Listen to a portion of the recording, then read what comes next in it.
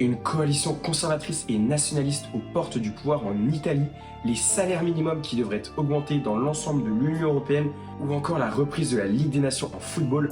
Bienvenue dans cette 10e revue d'actualité européenne du vieux continent.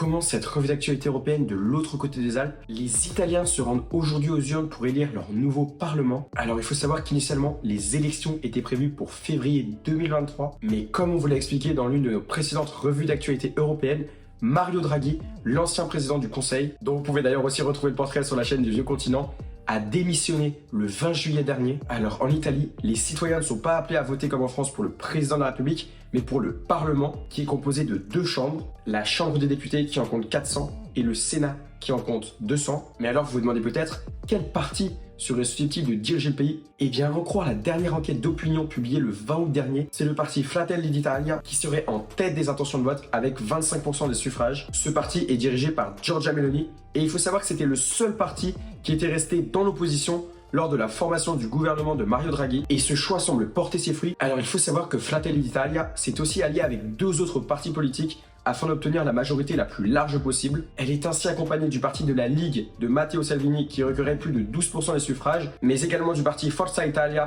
de l'ancien Premier ministre Silvio Berlusconi qui en recueillerait 8%. Au total, les forces de droite obtiendraient donc plus de 47% des voix, et de l'autre côté de l'échiquier politique, l'heure n'est pas à l'union, et ce, malgré le fait que le Parti démocrate, l'équivalent un peu du Parti socialiste en France, devrait obtenir plus de 20% des voix, et malgré une alliance du Parti démocrate avec les Verts ou un parti pro-européen, l'ensemble de cette coalition n'obtiendrait que 25% des suffrages. La faute, selon le chef du Parti démocrate et ancien Premier ministre Enrico Letta, au fait que les partis centristes refusent de le rejoindre dans une plus grande coalition. En effet, les deux partis situés au centre de l'échiquier politique, Azione et Italia Viva, ont pris le pari de faire cavalier seul, au risque donc de laisser la coalition conservatrice et nationaliste accéder facilement au pouvoir. Enfin, le dernier parti important de ce scrutin, c'est le mouvement 5 étoiles, un mouvement anti-système qui avait à la surprise générale remporté les dernières élections avec plus de 32% des voix. Mais aujourd'hui, le mouvement a bien chuté et il se situerait, d'après les dernières enquêtes d'opinion, aux alentours de 12%.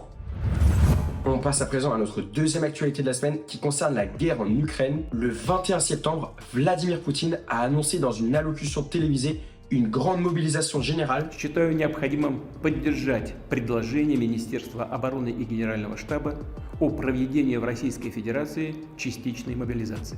Qui concerne donc plus de 300 000 Russes. Le président russe a également profité de cette allocution pour faire passer quelques messages. Il a, je cite, déclaré que le but de l'Occident était d'affaiblir, de diviser et de détruire la Russie. Dans son allocution, le président russe a également mis en garde les Occidentaux en affirmant qu'il utiliserait tous les moyens disponibles en cas de menace sur l'intégrité territoriale de la Russie. Et cette menace d'utilisation de tous les moyens, y compris donc nucléaire, a été confirmée par l'ancien président russe Medvedev, qui a déclaré que toutes les armes, y compris celles nucléaires, pourraient être utilisées pour défendre les territoires armés. Enfin, la dernière actualité qui nous paraissait essentielle concernant la guerre en Ukraine concerne les référendums. Les territoires ukrainiens de Luhansk, Donetsk ou encore Kherson, qui sont occupés par l'armée russe, ont annoncé ce mardi l'organisation de référendums d'annexion à la Russie. Vous vous en doutez, mais l'intégration de ces territoires à la Russie représenterait une escalade politique considérable. Et la réponse à cette annonce n'a pas tardé. Du côté occidental, on promet de nouvelles sanctions, une non-reconnaissance des territoires annexés et un approfondissement des mesures existantes. On vous tiendra évidemment au courant de la situation en Ukraine dans notre prochaine revue d'actualité européenne. Pour ça d'ailleurs, pensez à vous abonner.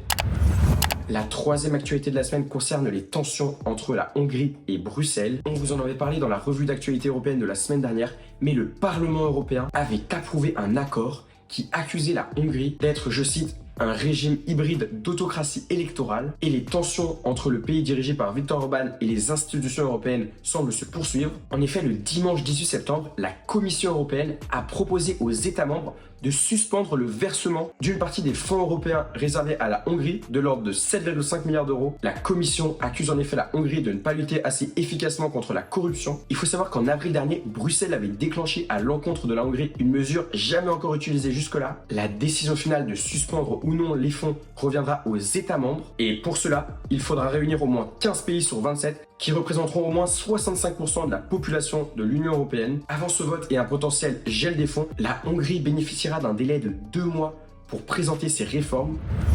Et on poursuit avec notre quatrième actualité qui concerne donc les institutions européennes et plus précisément les nouvelles lois que celles-ci veulent faire entrer en vigueur. Le 14 septembre dernier, le Parlement européen a voté en faveur d'une directive sur les salaires minimums dans l'Union européenne et l'objectif c'est de les faire tous converger à la hausse. Alors attention, l'objectif c'est pas d'établir un seul et même SMIC européen pour l'ensemble des pays de l'Union européenne. Leurs montants resteront déterminés par les États membres, mais la Commission européenne souhaite dans ce texte encourager les négociations collectives afin que les salariés puissent obtenir davantage. Alors il faut savoir que dans l'Union européenne, 21 des États sur 27 ont un SMIC dont le montant est très variable. Il va de 363 € en Bulgarie à plus de 2200 au Luxembourg. Et pour que cette directive soit appliquée, elle doit maintenant être adoptée par le Conseil. Et les pays de l'Union européenne disposeront ensuite de 2 ans pour transposer cette directive dans leur droit national. L'autre proposition de loi qui a beaucoup fait parler dans l'Union européenne cette semaine concerne le secteur des médias. La Commission européenne a proposé un règlement pour garantir leur indépendance et leur pluralisme. Et très concrètement,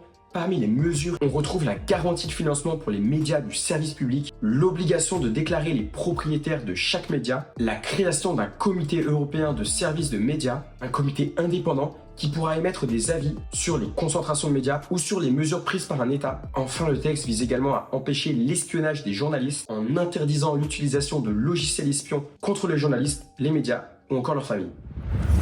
On termine cette revue d'actualité européenne sur une actualité plus légère qui concerne le sport. Cette semaine, c'est le football qui est à l'honneur avec la reprise de la Ligue des Nations. C'est une compétition de football qui a été créée en 2019 et le but de ce projet à l'époque, c'était de remplacer les matchs amicaux européens par une véritable compétition européenne de football. Les matchs amicaux étaient en effet souvent décriés du fait qu'ils avaient peu d'intérêt pour les sponsors et surtout que les oppositions étaient beaucoup trop faibles. Pour les grandes équipes, comme la France, l'Allemagne ou encore l'Italie, la Ligue des Nations est l'occasion de disputer un nouveau trophée, alors que pour les moyennes et petites équipes, elle leur permet de pouvoir affronter des équipes de leur niveau, de pouvoir donc progresser et de s'améliorer, et surtout, elle peut leur offrir une place pour l'Euro. Et si on en parle beaucoup, c'est parce qu'il s'agit de la dernière trêve internationale avant la Coupe du Monde au Qatar, qui se déroulera de fin novembre à la mi-décembre. Une Coupe du Monde qui a d'ailleurs fait l'objet de nombreuses polémiques et d'appels au boycott.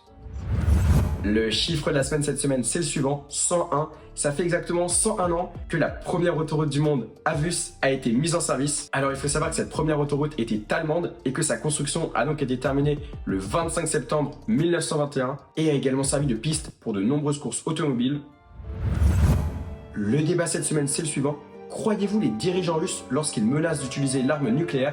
N'hésitez pas à réagir dans les commentaires. N'oubliez pas de lâcher un gros pouce bleu si la vidéo vous a plu, de la partager et on se retrouve mercredi pour une nouvelle vidéo.